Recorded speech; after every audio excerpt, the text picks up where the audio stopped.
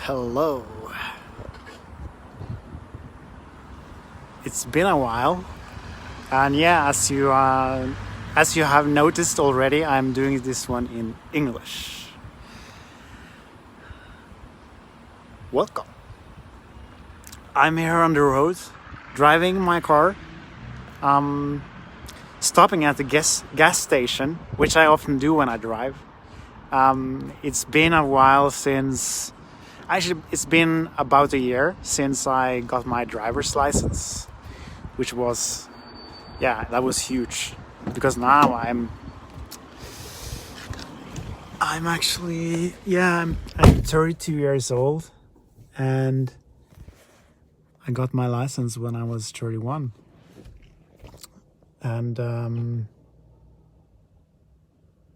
I don't know why I didn't do it before, because it's the best thing, you know.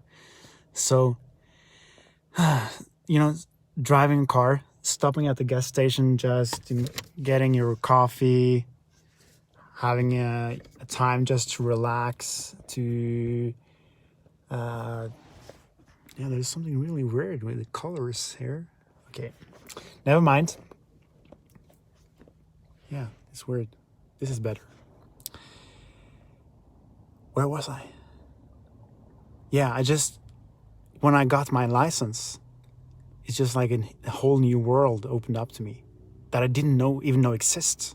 Because yeah, I knew about the car, I knew about gas stations, but I didn't have until then the freedom to go explore life in that sense, to drive wherever I wanted, to stop, have a good time just being me without anyone else around, just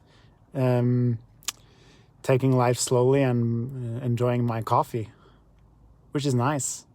So this reminds me of a story that I want to share with you today. A story of what life really can be. I'm telling you the story because I want to show you an insight. I want to show you how much a question makes a difference towards a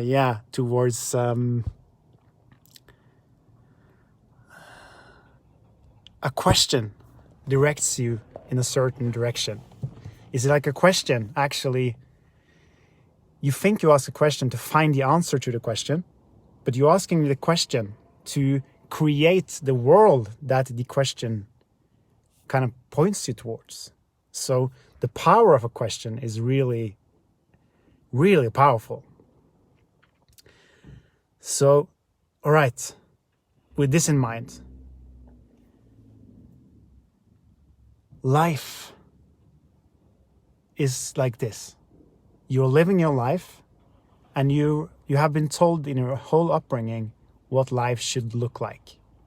You have been told that if you get married, if you get the perfect job, if you have enough money, if you have a car, if you have a dog, and you follow your dreams, life will treat you well.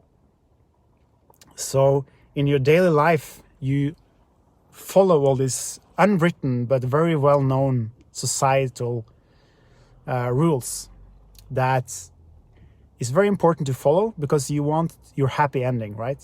You want to get to your happy ending, and you think you have some kind of right to get that happy ending as long as you follow the rules well enough. And on that way, you start getting tired of following the rules because somehow it doesn't really work that well. Have you noticed?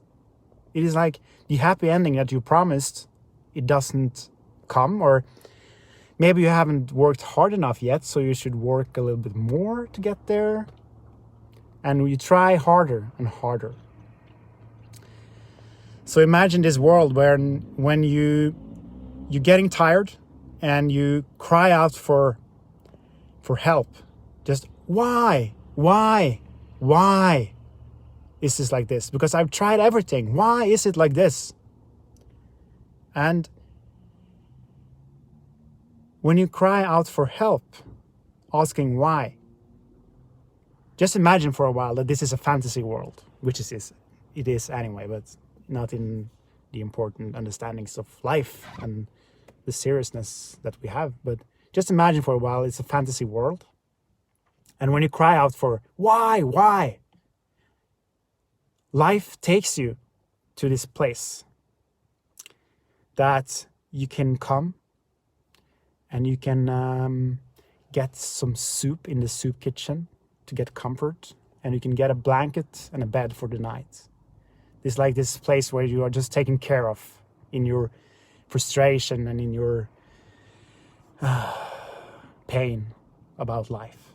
So you get to this place and you get your soup and you get warm inside, and okay, it's not that bad. Tomorrow I'll try again. Tomorrow I'll try again. And you go back to life and you try even harder this time, because you, after all, you know that your rules are here for a reason, and everyone is talking about it, how well it will work in the end, that happy ending that we all talk about, how well it will be if we just work hard enough, following the rules.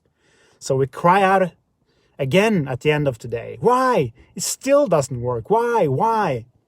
And we're taken to this amazing soup kitchen where we get our comfort, where we get our frustrations out of us, and we get a good night's sleep after all.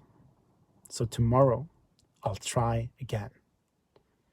And you see where I'm going with this? You go on and on and on and on, and it's getting more and more frustrating that it's actually not working.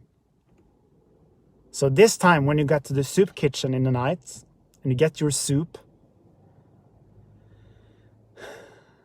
you just realize, okay,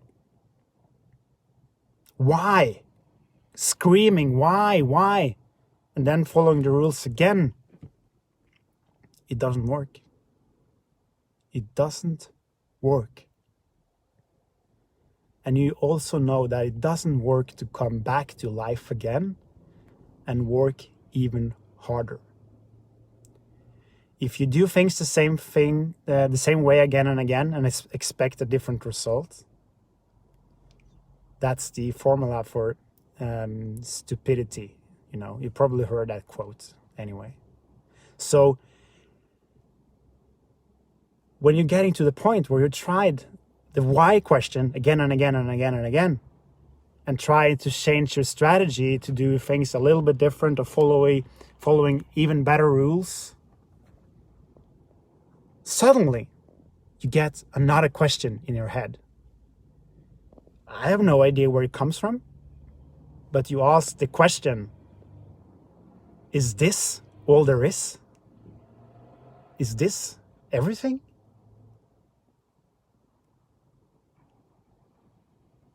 Is this all there is? Like if I just could work hard enough, in the end it would somehow make sense?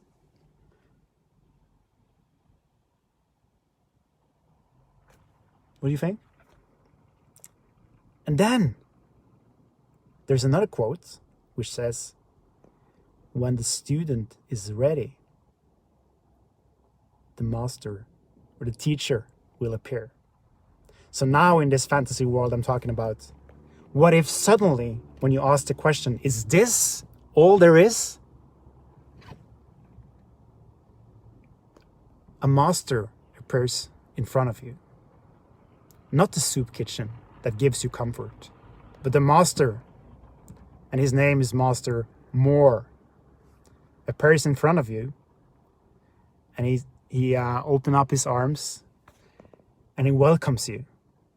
He welcomes you with open arms, and he speaks to you saying, now you're ready. I am here to show you what life is really about. I am here to help you figure out what life is really about. When you are done following the rules, trying to complete the square box that doesn't work, I can only invite myself as your teacher when you are no longer trying to do what is not working. And that's where it begins. Figuring out that life is something completely different than what is inside of that box. Because inside of that box, nothing ever works. It doesn't work, but we believe in the illusion of it working, and we try so hard to get there, but we are only getting tired, and then we try to numb ourselves down with either alcohol or television or just ideas, about not being enough. And we try to find comfort in those ideas that, okay, maybe I'm not enough then. Maybe I should just be okay with this, because after all, everyone else is saying that this is it, and everyone else is supposedly happy. But are you happy? Or just pretending to, or trying to stay busy enough to not notice that you are actually not happy? Because what is actually one of the most dangerous things about that box is that happiness inside of that box can only come from achievement, can only come from being a good enough friend, a good enough partner, a good enough colleague, a good enough person, a good enough this or a good enough that. The happiness you get is only coming from achieving something or living up to the ideas of what it should be like. Outside of the box that this master will teach you about, if you ask for it, you will find a happiness that is coming from within you. That is it's kind of an innate happiness that is just lying there. It's not something you create by achievement. It's just it's like the 0 point within you that is just constant. There's a constant peace of mind. There's a constant, I love my life. It is awesome. But that love and that joy, it doesn't come from living up to anything. There will never be a reason to be happy. Because being happy is something that you just are. In our society, we have created rules of being happy. It's also like if someone in the same room as you is suffering, you might feel, oh, I can't be happy now because this person is feeling bad. And it either is my fault or I am probably a bad person if I am happy when someone else is in pain.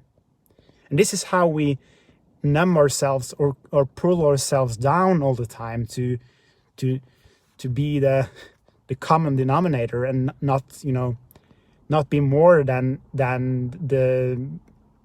anyone else, just because that would be bad, probably. But the truth is that if you dare to be you and be happy when you're happy, that also helps everyone in the room to go up higher. So the happiness and the joy and the magic, it can never come from inside of that box. It can only come from the existence of who you are outside of the box. So my question to you today, and actually just to link in what I started talking about, which I forgot about, that when I got the car and I started driving, I realized there was a whole world out there that I didn't know of, and I didn't have access to. I was only living inside of public transport and the streets in the city. I didn't have any freedom to get anywhere else. And it's a good kind of metaphor for this thing, because going out of that box gives you the freedom to see that life is so much more, and you are the one in power to create that happiness and to enjoy your happiness. And that's quite amazing, I would say. There isn't anything better than this, because then you realize that you are the hero in your own life, and nothing out there can give you a reason to be happy or unhappy. It's not how life works, but it is how we think it works, because we are so conditioned to believe that if this thing is bad or this thing is good, then I should feel bad or feel good when it is like that. but there is no true happiness in it. It's just kind of a reason to be this or to be that. Does it make sense?